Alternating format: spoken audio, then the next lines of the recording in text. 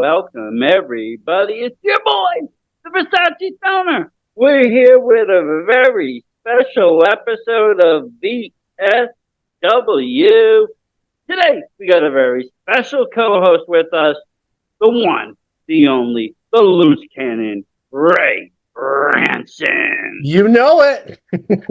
And we're also going to be doing something unprecedented.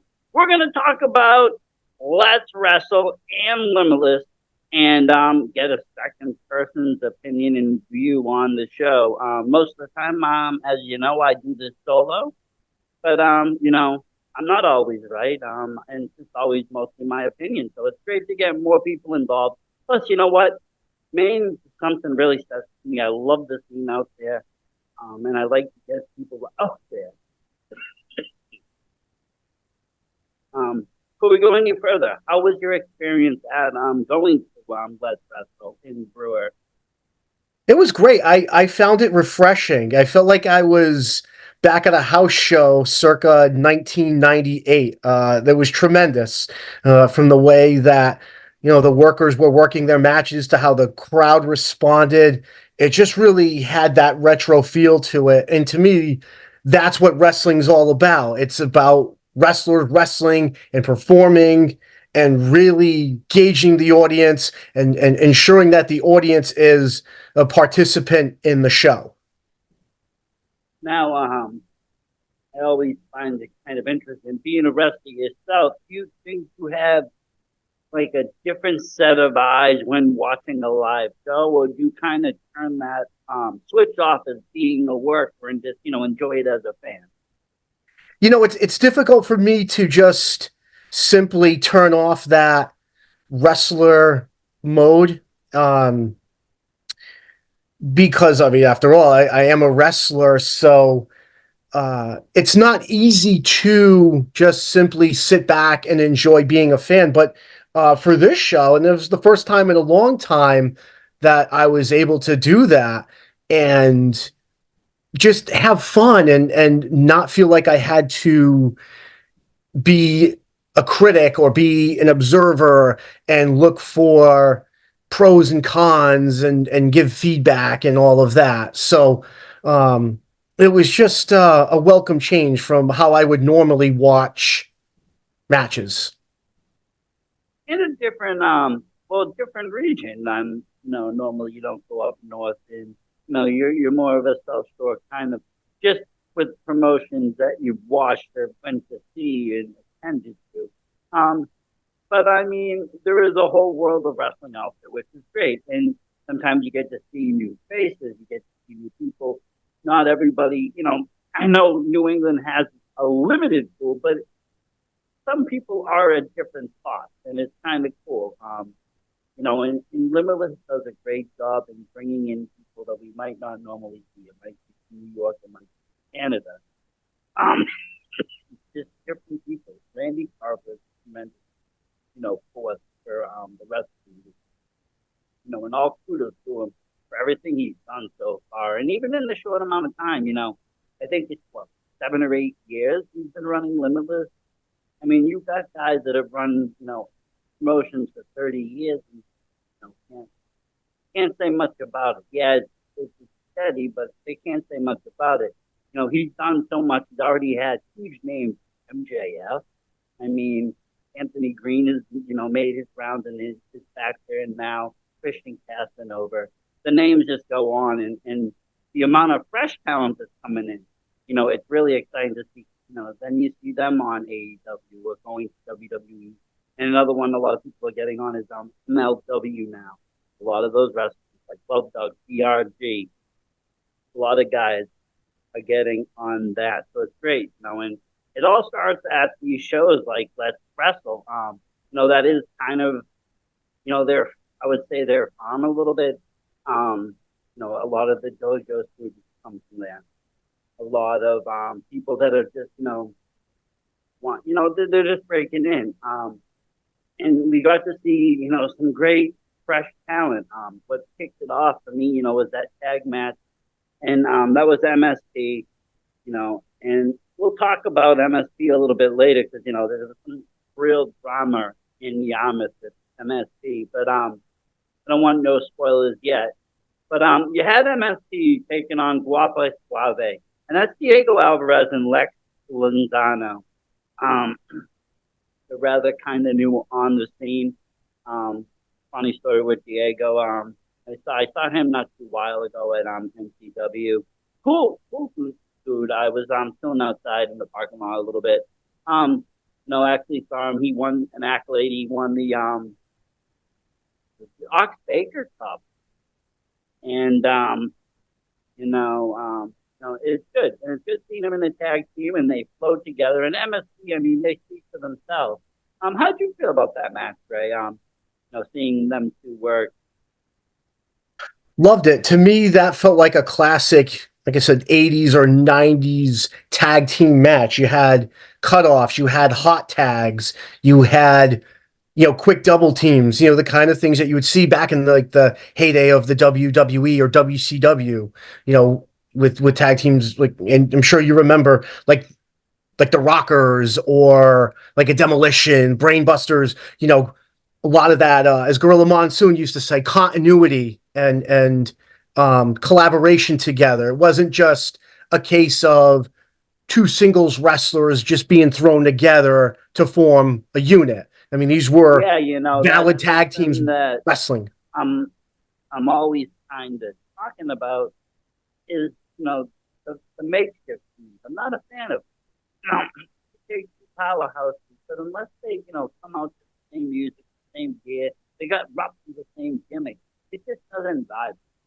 It's not like WWE where they were able to throw Macho Man and Hogan together and say, "Hey, we're mega powers. Let's make it happen."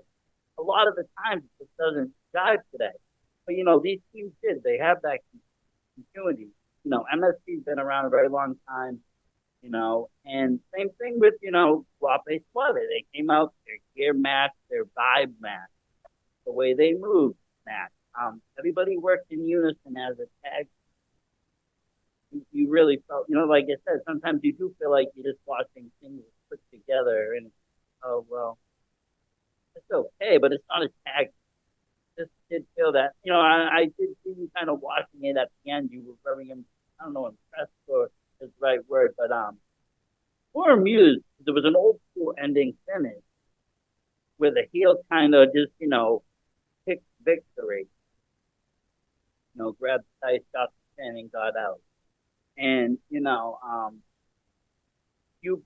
being a heel in itself, it's always the bad guys win. But like you said, seeing that old nostalgia of moves, you don't always see that. Sometimes you see these, extraordinary, extravagant finishes, 5 spots to end the match.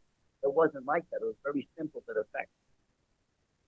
Correct. And again, that's what I, enjoyed about just the whole card in general is that you didn't have 30 near fall finishes and all these big high spots. I mean, there was actual working of the crowd and working spots that gave the crowd an opportunity to register what was going on.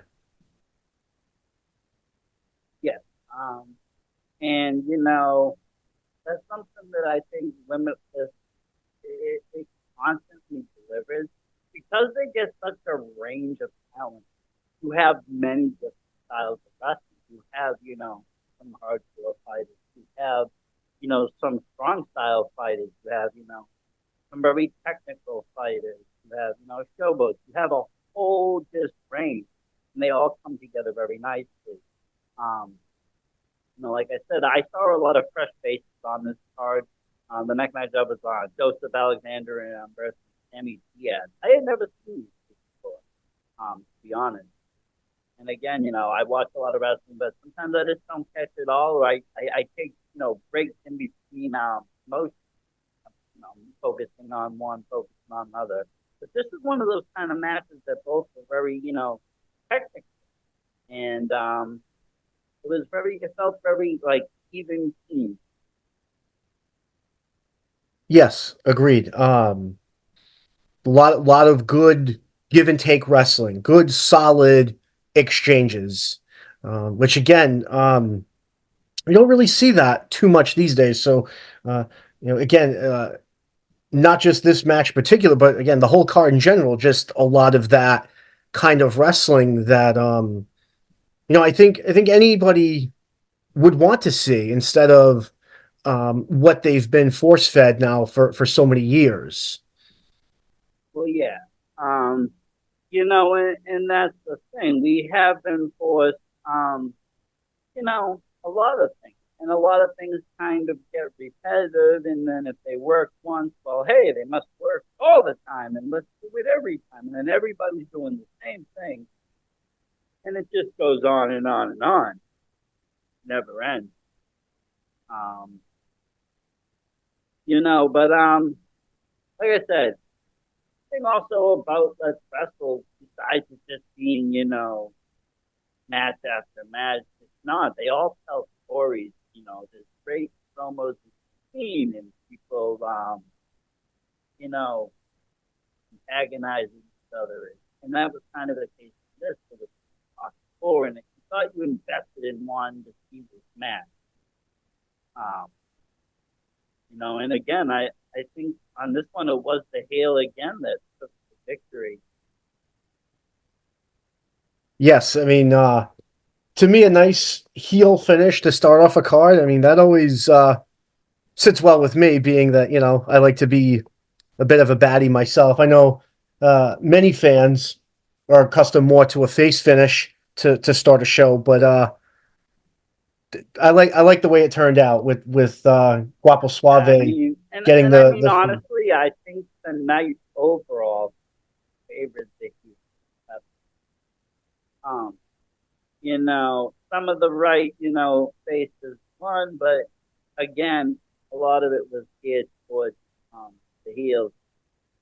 And we also got to see someone that really impressed me, Lucas Chase, who was there, and he was facing Angelo Carter, and that was another great matchup.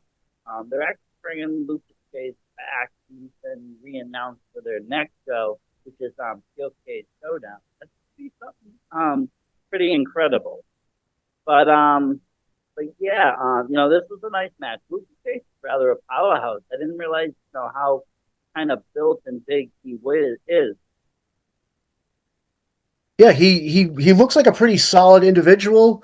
Um, I mean, he's got a really nice, hard style of wrestling, and I appreciate that. And yeah, Angelo was asking for it the way he was egging on the crowd. So I think the crowd appreciated Lucas really giving it to him the way that and I enjoyed it too because again, like good, hard, clean wrestling.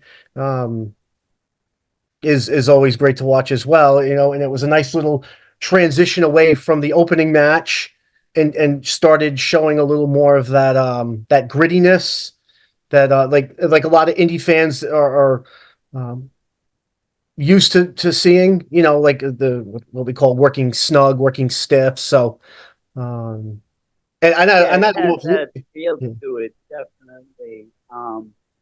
And overall, just like I said, an enjoyable match. And again, a different style than we've seen in the previous two matches. And that's like the whole night was just different styles and it all kind of vibed together. You know, and speaking of, vibing together, stories and everything, the story between, BRG, the Let's Wrestle champion, Eric Johnson, they've, going at it for months now, months. Um, BRG has an incredible story in his name. If you listen to our podcast, we did.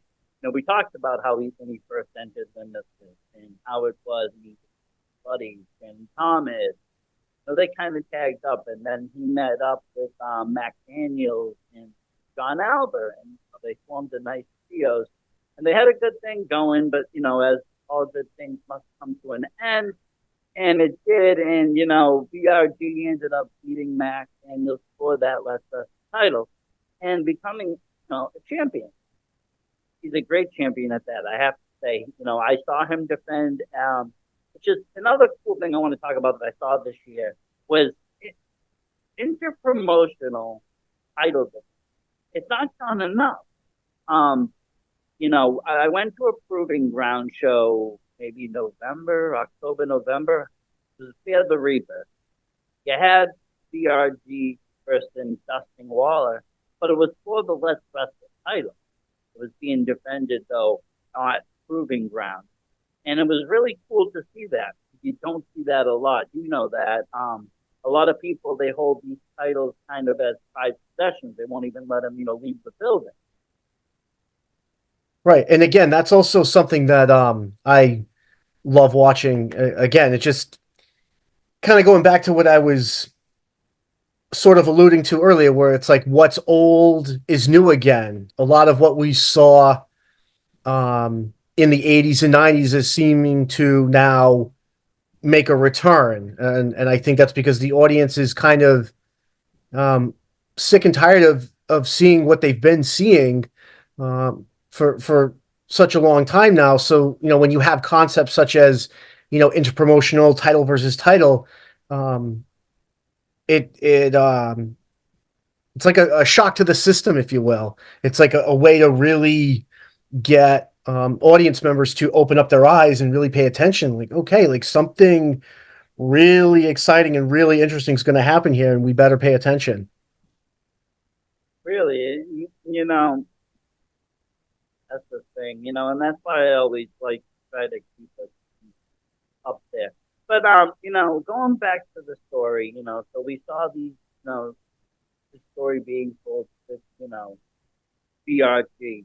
And then it got, even more deeper as, they picked mystery opponents and this became a tag team. And,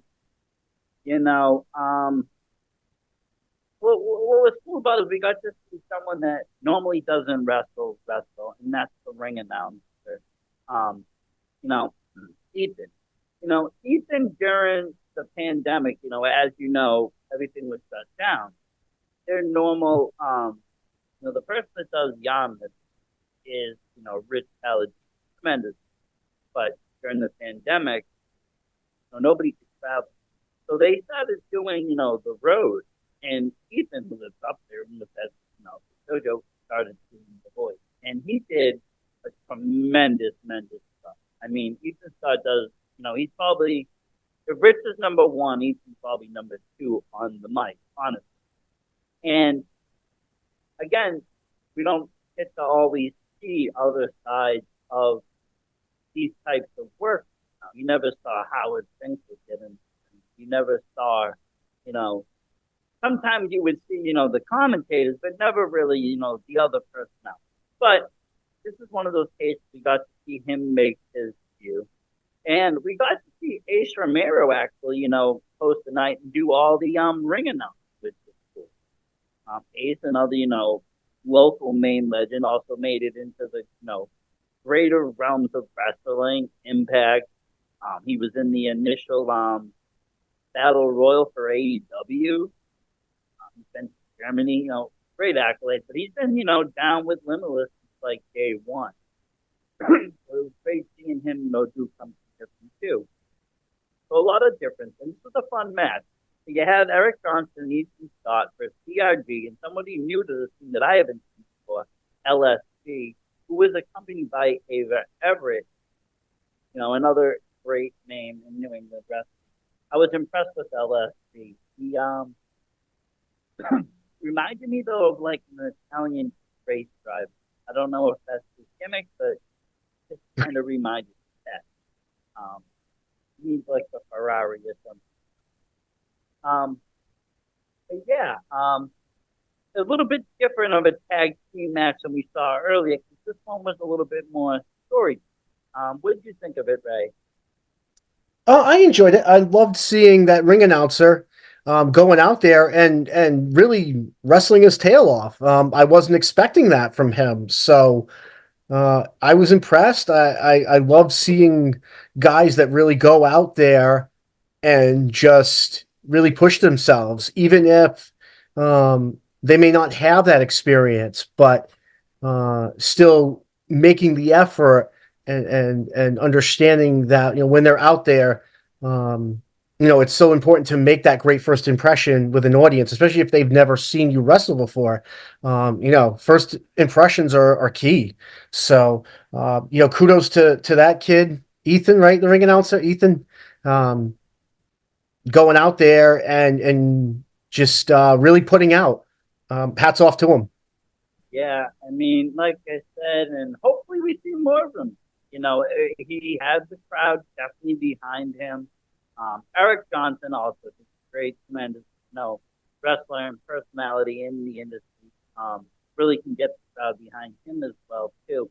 And he brings me back to a time when wrestling wasn't so much about, physique coming out, with, perfect muscles in this. He reminds me of the time when, we had like King Kong on the bigger men of wrestling coming out and wrestling. And to me, that was a much more real time because, these were big dudes. You would expect them to throw. You would expect them, to pick somebody up, throw them out the ring. A smaller, more muscular dude, maybe, but I don't know. Something about the big men in wrestling. What captivated me, and I love seeing it when I see it. Because wrestling has changed. It's not so much about these bigger men. It is more about the health aspect now. Hey, and let's face it, we don't have all these, 6, 7 foot guys anymore. These huge 400, 500 pound guys. It's all, a lot of athletes. So they use their natural muscle mass and such to kind of, gear towards what's right for them rather than before where they would just, do a gimmick and they didn't care and, it worked. Um, but yeah, Eric Johnson and Ethan Scott really kind of, like I said, just really kind of made it a fun evening. He brought fun to wrestling. They were posing, get the crowd behind them. And again, it tells a great story.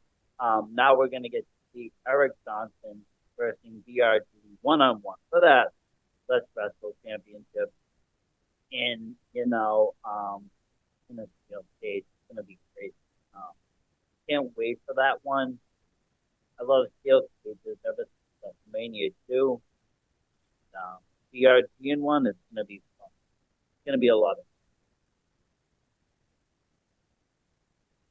fun. And speaking of fun, and speaking of people that we saw, Ava Everett back on the scene.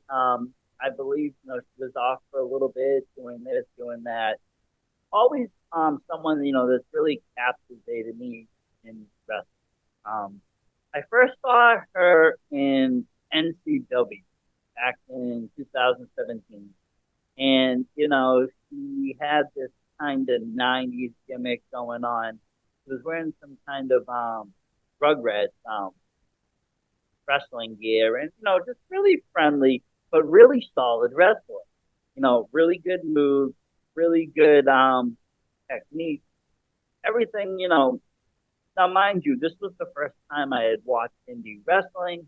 I hadn't watched regular TV wrestling in who knows how long. So I wasn't, the last time I did was probably Attitude Era. So didn't know what to expect out of a women's division. Never alone at a local show. And it kind of just, blew my socks off of, how good these women were. Fast forward, I would see Ava, fight all over New England beyond Limitless. She had, a great story with Love Doug. She had a great story with Davey Ann. They friends broke up. All this, she's a very good, I would say, actress. As far as her storyline, she's so solid and, just really captivating and making you believe it.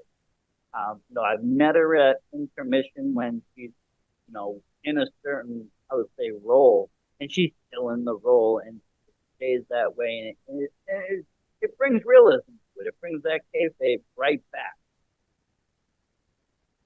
Yes, it's one thing I'll say about Ava. Like, I don't know her personally. I've never met her, but she definitely gives off that vibe that she is the same way in the ring that she is out of the ring. She's such a great heel. She really just the way she carries herself, her facial and body expressions, every single thing she does in the ring. Um, it makes me believe that she is really that evil, and it works for her, and she pulls it off so well. Yeah, and I mean, it is all very calculated. Just to the slightest smile, to the hand gesture, it's impressive. Yes, she knows how to um, utilize those subtle moves in the ring and outside of the ring when um, dealing with the crowd. If she's working the corner for her guy there, Giovanni, whatever his name is, the greaseball I call him. Yeah, But you could tell like she knows what she's doing out there, and it shows. definitely. And we got to see a Limitless debut. Someone that's going to be coming to the show next week. Was supposed to be this week. We got a little held back holiday. You know how it goes. But they are coming next week. They come from Creative Pro, and that is Gabby Forster. And I wasn't sure what to expect with Gabby, just by picture. She comes out and she has this gnome gimmick. The your homie, the gnomie. She has like a little gnome hat. She has a little gnome. It's fun. Yeah, she's got a little bit of that sweet but psycho thing going on with her personality, and um again, that's something that we don't see every day, so No, it stands out. handling the gnome, and it kind of reminds me of an early Chris Statlander, like swoop in the nose and other things. And it's just great character work. And again, some a character that we don't see every day. Nobody rocks the gnome. Um, and she does it, and she does it right. And she looks really, really good out there. Again, and she would also go on to, fight in Yarmouth as well. But, this, I believe, was her singles debut. And, for someone, just starting out in new name, like I said, very, very impressive. I can't wait to see more of her. But again, facing, the veteran Ava knows how to win. So she did everything in her power to do so. Plus, she has, somebody in her corner, LSD. She came out with him. He came out with her. And this can be, like I said, anybody that has a manager, they have that upper edge. Just, they can do so much. Factor rep, you can pull, you can do so much. Um, and she, was able to sneak that victory. But nothing, against Gabby Forsyth. She, I think she made a great impact at Limitless. Yes, no, Gabby. Like I said, that whole gnome gimmick. I mean that. So I was about to say. I mean, it stands out like a proverbial sore thumb, and just like Ava does such a great job of making her gimmick so believable. I'd say Gabby does the same. Like I absolutely believe that. She's a human gnome, and again, not to keep being redundant here and going back to the same old theme, but again, just back to that 80s slash well more 90s where um you had performers that were tapping into their actual real life personality and taking a portion of that and incorporating it into a gimmick that is effective because of that, because they're not pretending to be somebody they aren't. Yeah, yeah, and when you can work off your natural ability and natural just, attitude and stuff, you can go very hard. It becomes second nature. You don't have to think so much. You don't have to act so hard. It just comes, Bingo. um, and moving along on the card, another person standing out, and he's, I guess, he's going to Japan to trade, which is awesome. So many wrestlers coming and going now to Japan. We have AG that just came back, Rip Bison, and I think Perry Von Vicious.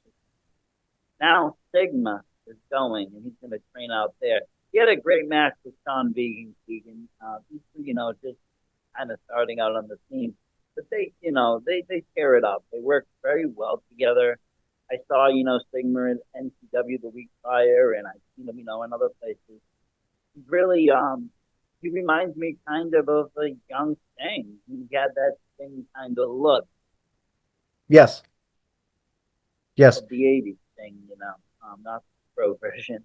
Um, and Sean, that's just, another really unique gimmick. Play a vegan, um, or to utilize that into your wrestling character. Whether he really is or not, I don't know, but you know, he makes you want to eat vegetables. Well, yeah, I like Sigma. He's got that nice, old, like I guess you'd say Japanese, like very much that like King Road strong style mixed with like a little bit of lucha. So, to hear that he's going to Japan, I think that's just going to further help him with his development.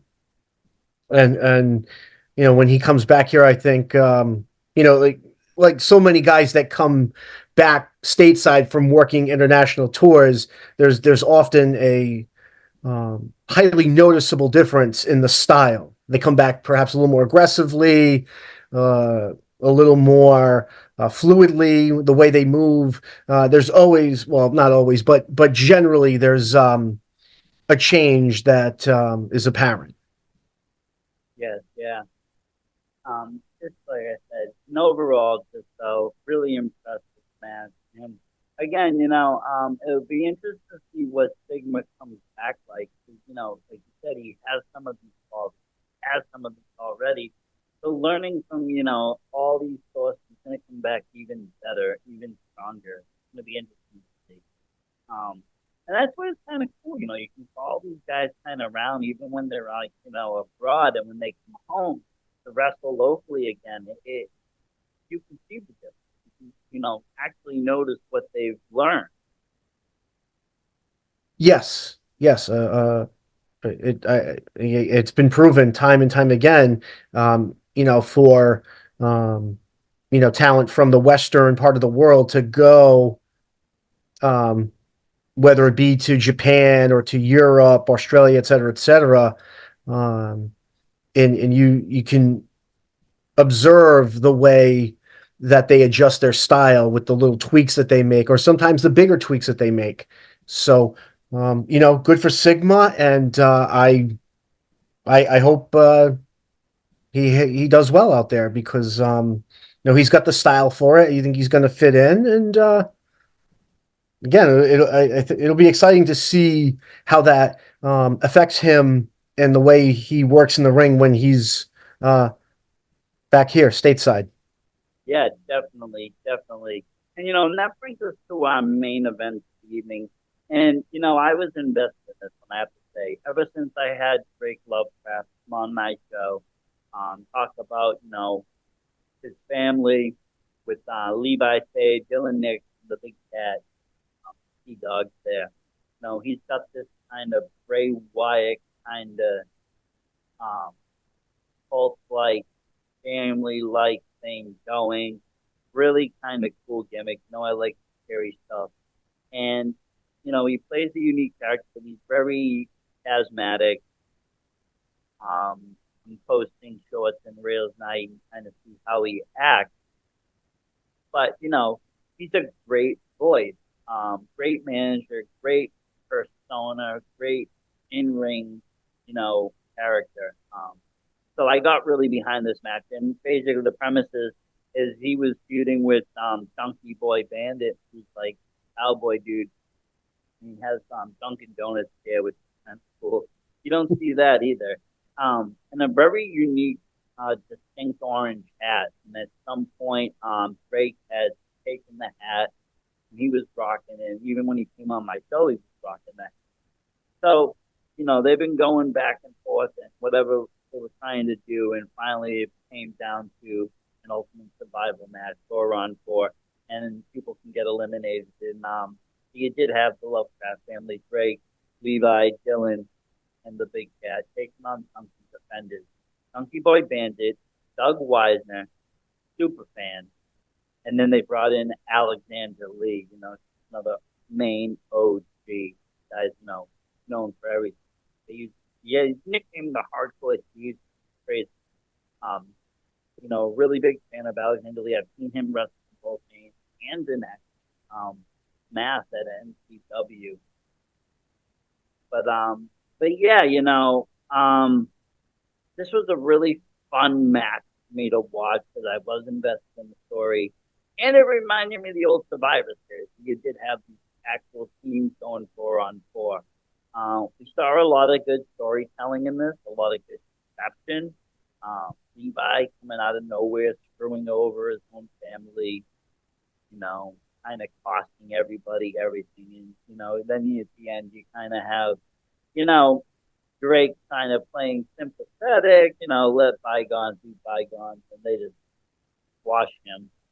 So it had all the aspects of what, again, to go back, kind of what that 80s, 90s wrestling was about. You had the action, you had the drama, and you had the comedy, all seamlessly wound together.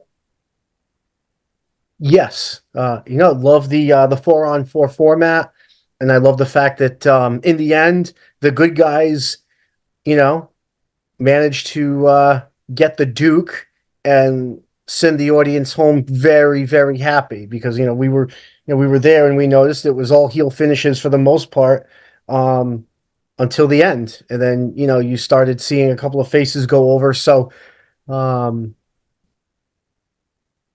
it's like the old saying: if you have a great beginning and a great ending, a lot of the middle is forgotten, and that, like, it's not to say that the middle was you know bad, because the middle, and we both know it was really, really good.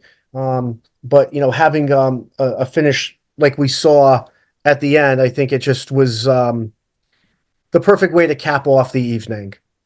So a little comic relief to kind of take the edge off of the audience too, because that's important, especially when you have heels that, especially the heels that we saw working the way they did. I mean, people have to understand, like, as heels, we are toying with the emotions of the audience, and those people out there watching can get carried away and get caught up in the moment into what we're doing. So um I think it's important to give them something that they can just enjoy, and to soothe them, to put them at ease, and just let them have a smile on their face at the end of the night.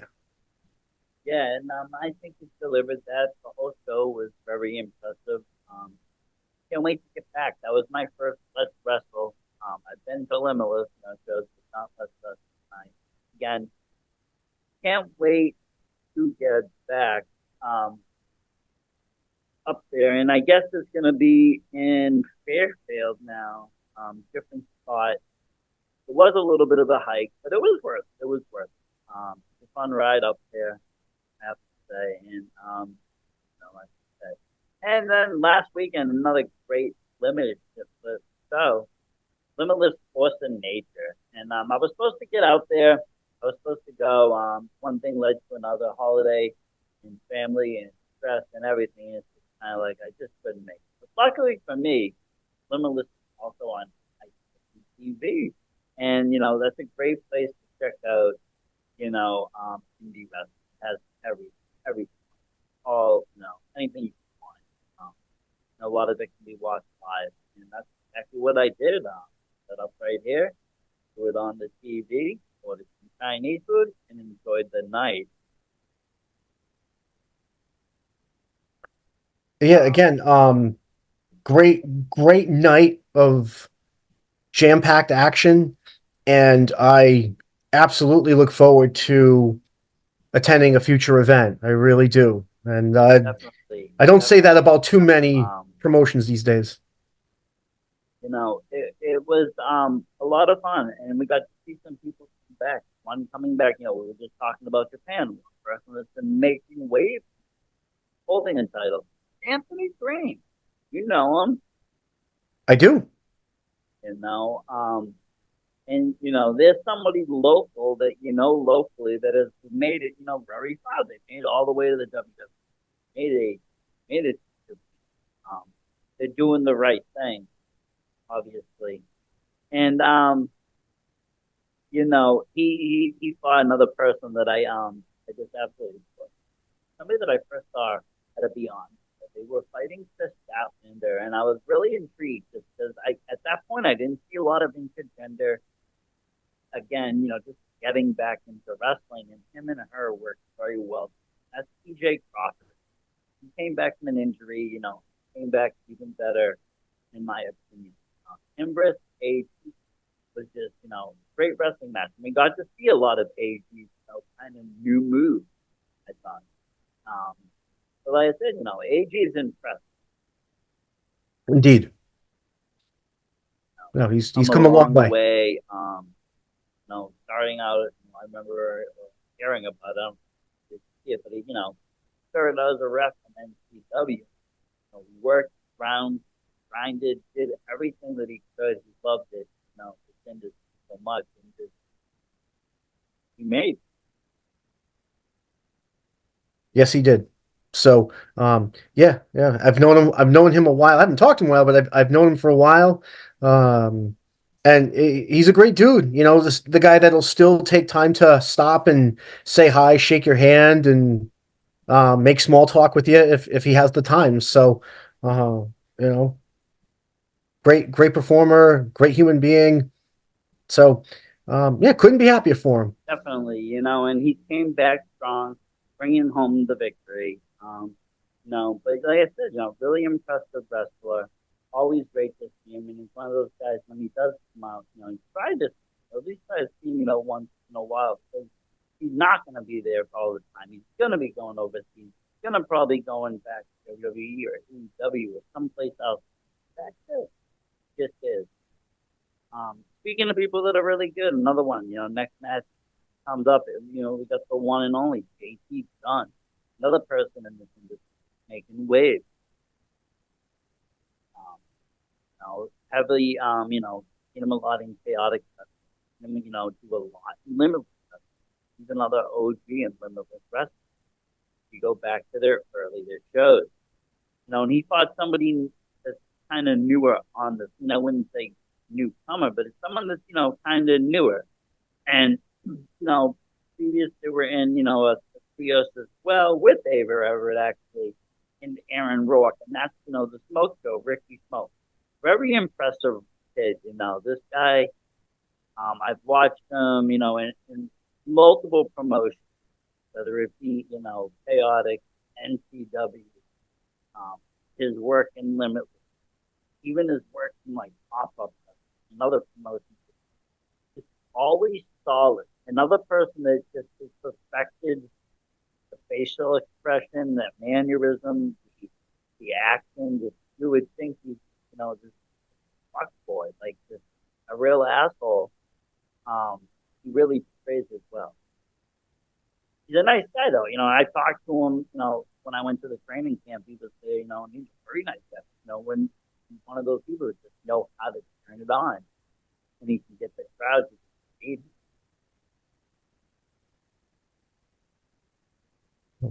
Um, yeah, definitely.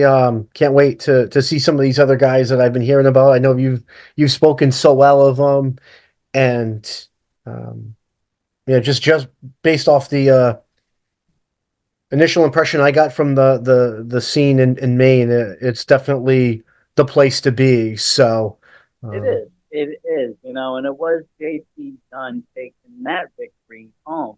But like I said, Ricky is, someone that kind of started here and it reminds me a lot of PRG starting in like the trios and working his way up and just getting better and better and better. And we're going to see a lot out of him. JT Dunn, we're going to talk a little bit about him later on as he makes a little bit of comeback later in the show. But yeah, very interesting what happens on later. There's a bunch of twists and turns in this night. Another great tag match though, and again, getting to see, Gabby Forster once again wrestle, and this time, under the actual Limitless banner in Yamas. and she teamed up with everybody's, favorite Cupid, Love Doug. Comedy meets, good wrestling. I like Love Doug. A lot of people, gave him a lot of crap. I think Love Doug's solid. It's a solid gimmick. I think it works for him. He's not a big statured guy, so he does what fits. And honestly, he brings a lot of comedy to it, but he's also I've seen him play very serious roles. I've seen him do hardcore matches. I've seen him do, tremendous just different things. So he's, one of those guys that definitely keeps me, wanting to see he's got I've gone to shows just to love that, honestly.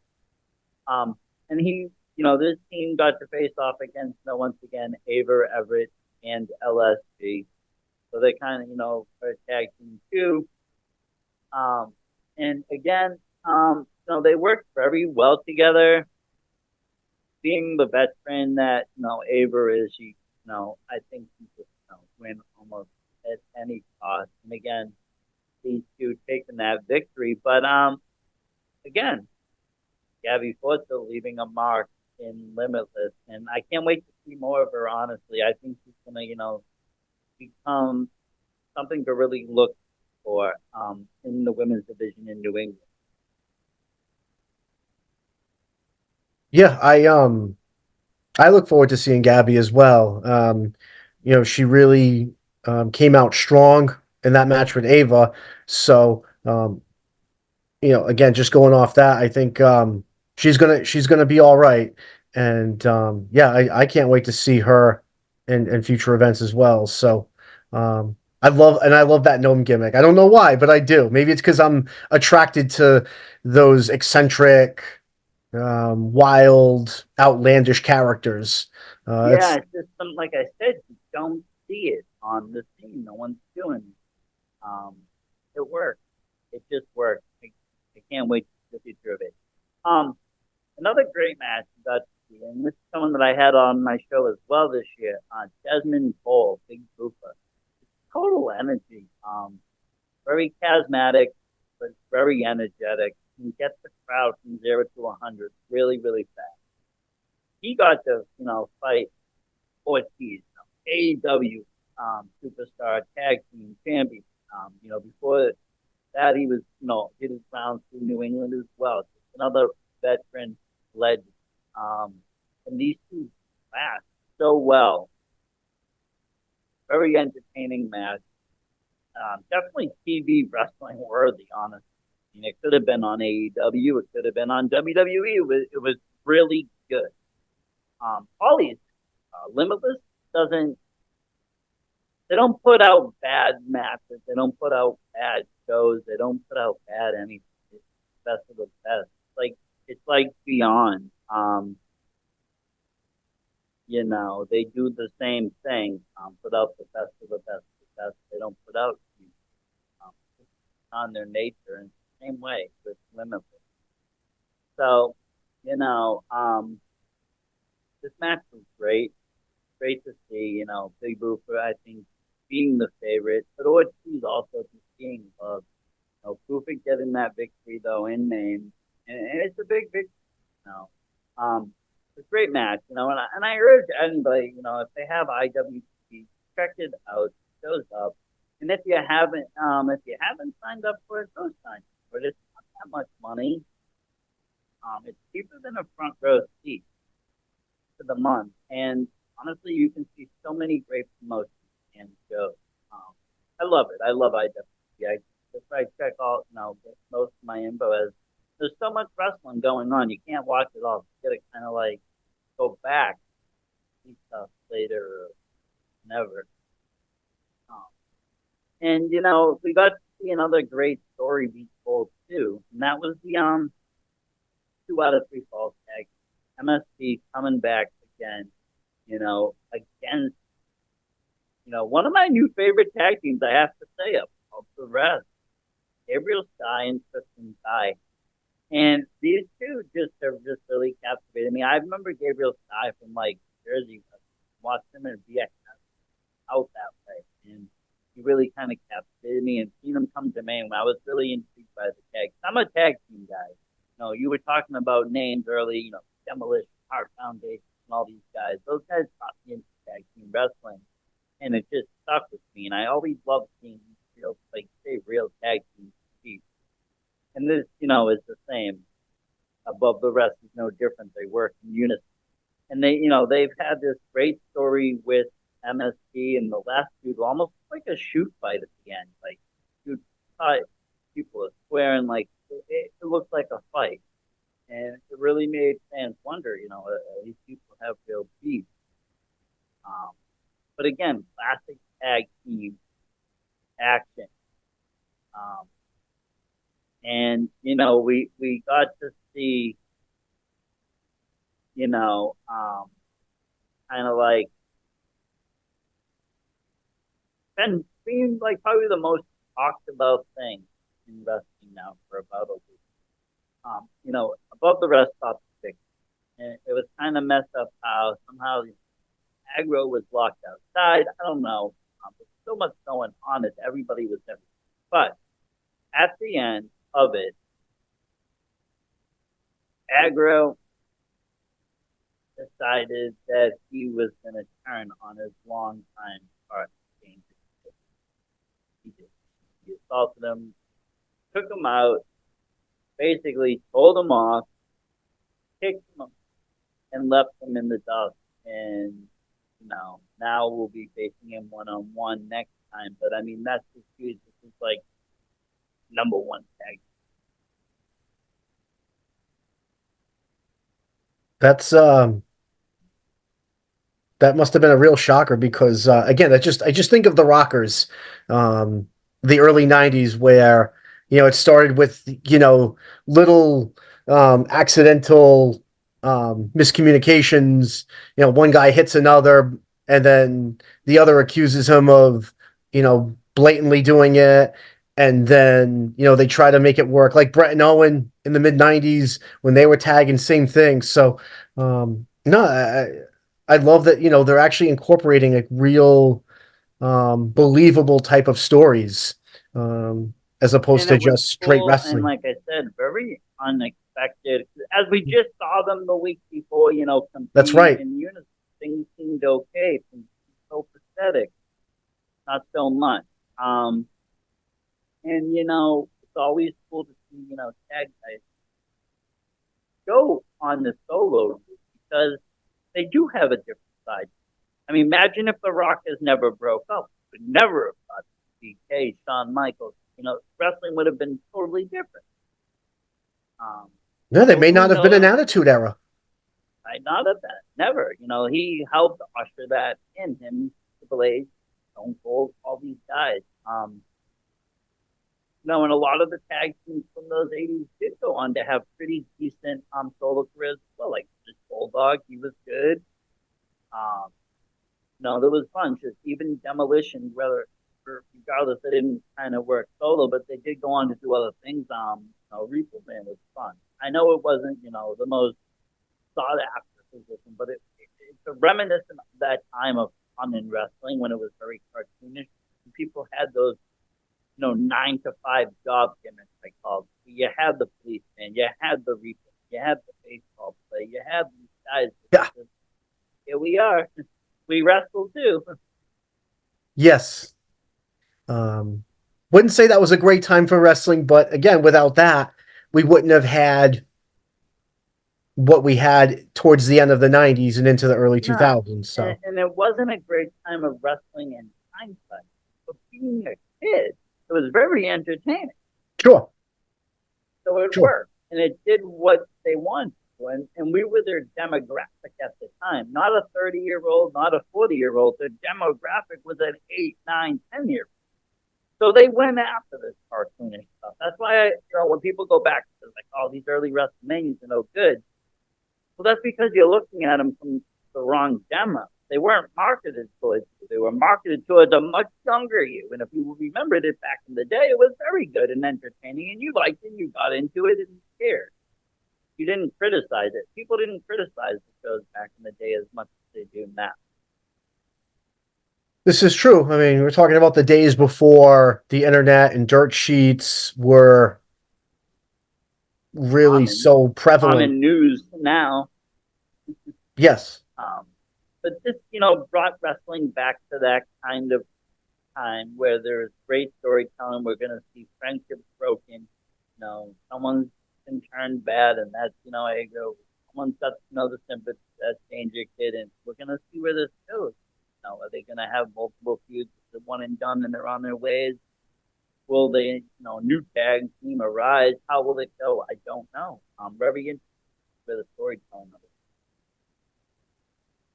And then, of course, we had the Limitless World title being defended. You have one of my favorite wrestlers in the industry, world class, Jenny Thomas, with former WWF Hall of Famer Sidney Bacabella by his side, taking on one of my favorite, Ace Romero. Now, again, Ace is a great wrestler, but he's not world class material. I have to say this: not many people are world class material. I'm very, very, very one sided when it comes to Shane Thomas. There's nobody out there better. There's nobody out there that's world class. This has been proven too. Well, He's holding one of the most prestigious titles in his hand. It was held by MJF. It was held by, Christian Casanova. It was held by Anthony Green. It was held by Danny Garcia and more. These guys are all been for art in bigger places. It has a really, really, rich history in a really short amount of time. And, he's part of it. He's embedded himself in that. And he's done it, doing record things like winning, the Vacation Land Cup and then cashing in and winning the world title. Taking and beating the freshly won Rip Bison, who had just he beat him that night, challenged him and beat him right when he won, and he beat Bison. And that's hard to do. You win a tournament, then you win the belt. That's like winning, the Money in the Bank, and then cashing it in and winning the belt. Not everybody can do it. He did. Um, so again, Ace gave a good, in my attempt, valiant try, but it wasn't a world class and it didn't really do no. He's still champ.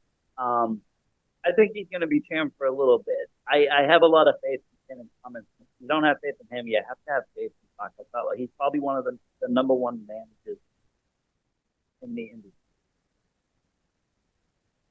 um, yeah, I mean, I'll be honest, I haven't heard, obviously I'm still new to the main wrestling scene, but I got to say about AC though, if he ever decides to retire from wrestling, he does have a calling as a ring announcer. So I look forward He to does. seeing him wrestle because he's got a unique physique. So I'm curious to see how that translates in the ring when he's out there and having to go on for 20 or 30 minutes. How would he hold up?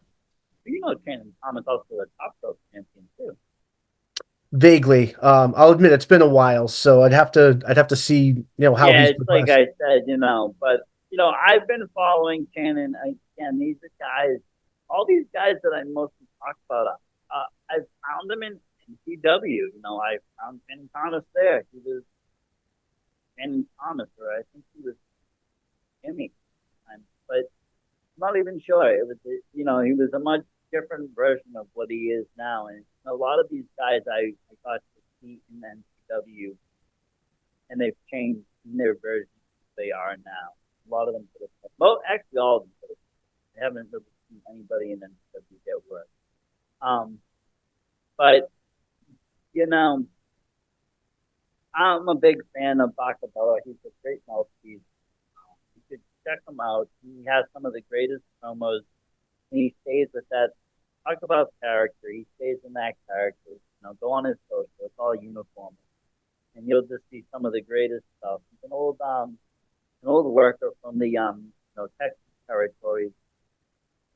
Great guy, great guy. I've actually driven all the way to edge of Jersey, beginning of Pennsylvania to see him in a match. He doesn't really wrestle much because he mostly does the managing. but this time he was, in a match.